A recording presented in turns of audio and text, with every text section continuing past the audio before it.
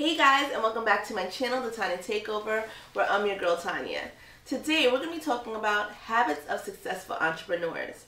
Now, on my quest to find out what are these successful entrepreneurs doing, when I was running my business, anything I could get, any tidbits, any lessons, anything I can hear or learn, I was always willing to do that.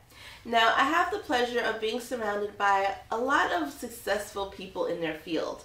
So I asked them, what are some things that you do during the day, during the week, during your lifetime that made you successful?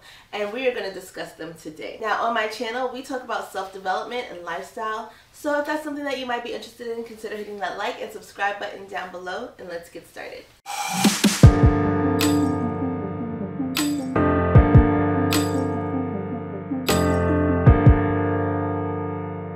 So as you guys know, I have been in business for myself for about 8 years. And when I say it has been a learning experience, I've learned a lot. And any chance I get, I can ask somebody, how do they do it? How?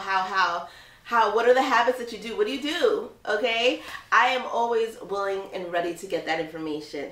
So let's discuss it. The first habit successful entrepreneurs swear by is to definitely always learn from other people. Now, a business associate of mine said that most of his real estate deals came from taking Ubers to and from places that he has visited, vacationed, anything like that. And I thought to myself, how smart is that, right? You go into an Uber, who knows the town better? If you see a great area, if you see a great piece of real estate, who better to ask than your local Uber driver, right? They go everywhere. Lyft drivers, Uber drivers, taxi drivers. They would know the inside tea on the real estate in that area. They take consumers to and from locations. They get to see the area at night, in the morning, all hours, during holidays. They would be able to give you the inside tidbit on where's the best place to invest. And I thought this is such an amazing idea, okay? I was like, wow. So that goes to show you that just because somebody may not be in your industry or your niche or, you know, in the same business as you, or maybe they don't have a business at all, you can always learn from other people. People tend to think, okay, well, you know, I want to have a nail salon. I want to have a hair salon. I'm going to just follow people in the beauty industry.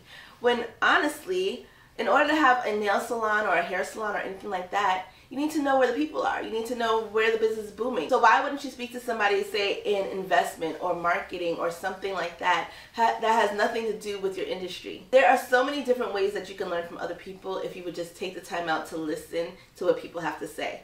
A big part I definitely realized when I started my business is listening is key.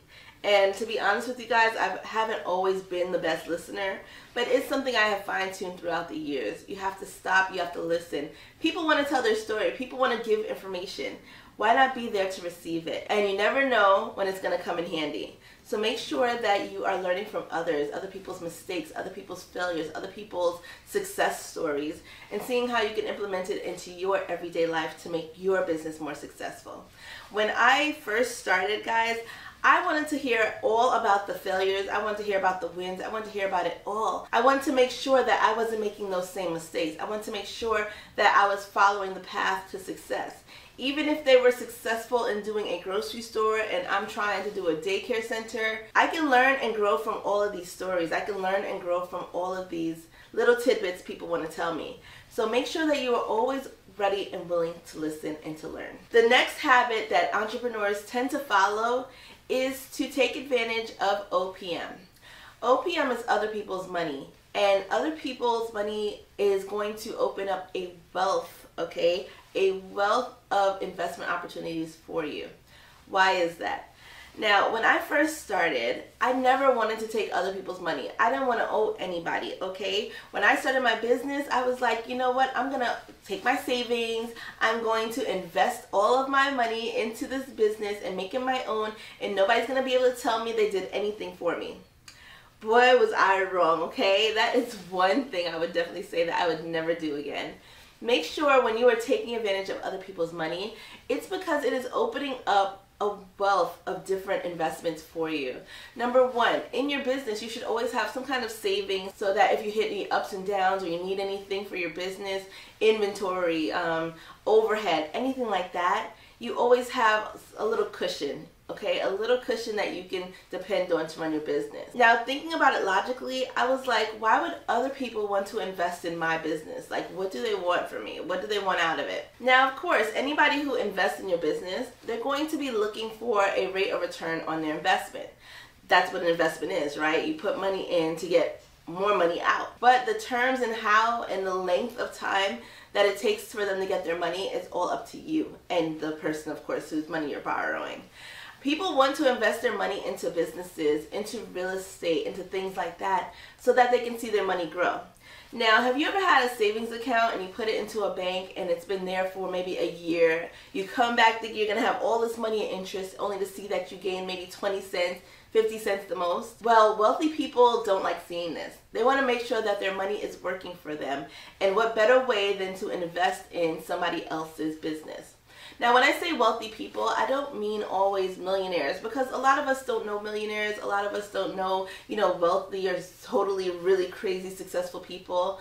But your everyday doctor, your everyday nurse, lawyer, nobody wants their money just sitting in a savings account not doing anything. Honestly speaking, that is the big reason why I invested in my business. I had a good chunk of change in a savings account, and it wasn't doing anything for me. It was just sitting there. I didn't want to invest in a house yet, I didn't know what I wanted to do, but I definitely thought, you know what? I have this money. What am I going to do with it? And you'll never know until you ask what people are willing to invest in. So if you were thinking about that business or anything like that, and you have, a grandparent or an aunt or uncle, somebody who has a good amount of change just sitting in their savings, I'm sure you'll be surprised to realize that they are ready to invest it, okay? They see that there's no rate of return, it's just sitting in a bank. They'd rather their money working so they could get a good return investment on their money. So make sure you are utilizing that. Make sure you are asking around. Don't just go into it thinking, this person doesn't have it, this person is broke, this person. You don't know what these people have. You don't know what people have in their savings. You don't know what people have and what they're willing to invest in until you ask. So make sure you are utilizing the benefits of OPM. Now, the next thing successful people tend to do is they schedule everything. They make sure that if they have an appointment for their hair, it's scheduled. If they have a vacation, it's scheduled ahead of time. If they have meetings, it's on a schedule. If they have to take pictures, it's on a schedule. If they have to buy inventory, they know exactly when they should be ordering inventory based on a schedule. Make sure that if you are trying to be successful, if you want to be a successful entrepreneur, schedule it. Put everything down so that everything has a timeline, everything has a space, and you are not ultimately running yourself ragged. I am big on scheduling things only because I didn't stop a 9 to 5 or a 10 to 10 or a 12 to 12. I didn't stop working all of these hours for someone else, only to be working nonstop 24/7 for myself. Yes, of course, that is the goal. Don't get me wrong. I work nonstop and it is for myself, but I want to make sure that I'm having time to vacation, enjoy myself, enjoy life, okay? So I make sure that everything is on a schedule. I schedule my vacations, I schedule my hair to get done, okay? I schedule time for me. And you have to do that. So make sure that if you are on that road to be a successful entrepreneur, you are scheduling things that are important to you as well as things that you have to get done. You're going to realize once you start working for yourself, you can go by 48 hours not working nonstop in your business, and before you know it, you'll blink and life has passed you by because you were so busy chasing the dream, chasing the money, chasing the success that you forgot to live your life as well. Everything that you're trying to do as a successful entrepreneur is about balance. Balancing your life, balancing your happiness, and getting to the success that you deserve. The next habit of successful entrepreneurs is that they keep it simple. Okay? Make sure you are not overcomplicating things. When I first started my business, I made everything super complicated, okay? I had to figure out the marketing. I had to figure out how to work on Facebook. I had to figure out customer service. I had to figure out how to get the stuff printed. I was a copywriter. I was a graphic designer. I was trying to do it all. And I forgot the most important part, which is to make sure that the kids are learning, make sure that the kids are happy and the families are happy. So I didn't have time to sit there and try to figure out how to make a kid's newsletter or try to figure out how to do an employee staffing book or something. I didn't have time for that. It took away from what I truly loved and why I started the business in the first place. So in order to keep it simple, I would definitely say to source out. You know, there are people in their fields for a reason, and the more we utilize that, the simpler our lives are going to be. If you don't know anything about graphic designer, hire somebody. If you know a family member who's good at it, give it to them. People are willing to work. They are willing to invest in your business if you are. If they see you are all over the place, if they see that you are confused, if they see that you are stressed out, that's how your business is going to run. Your business is going to be unorganized. Your business is going to be stressed out. And that's never anything that we want.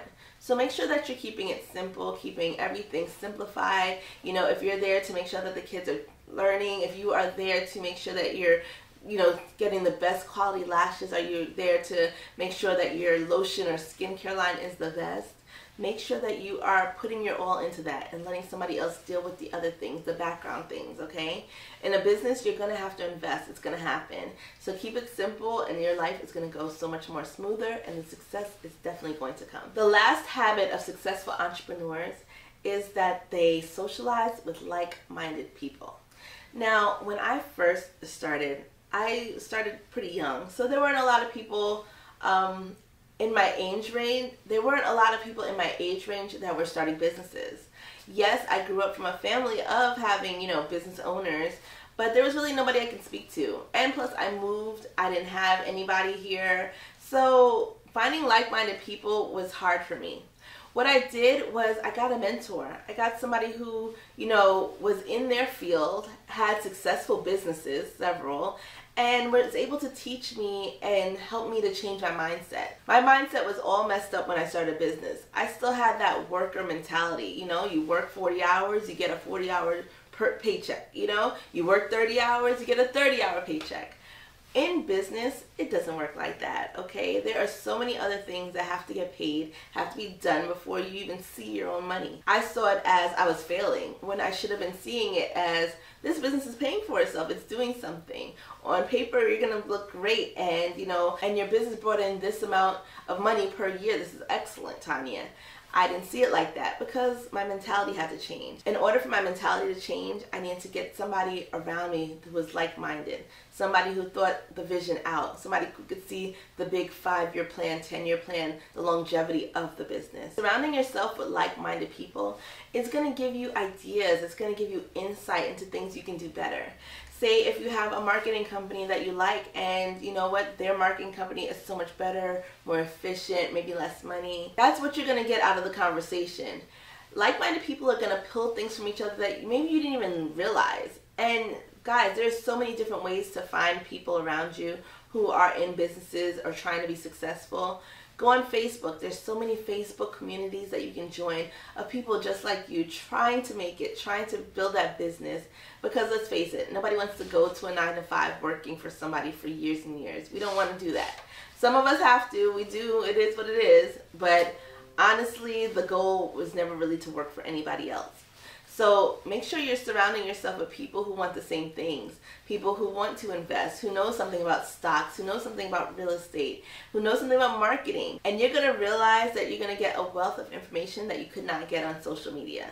Go into groups, go into communities, join your local community programs, and get that information. Start socializing, start picking their brains, start asking questions. And that is when success truly comes. Okay guys, thank you so much for hanging out with me. Comment down below, let me know what habits are you going to start implementing to become a successful entrepreneur. And I will see you guys next time.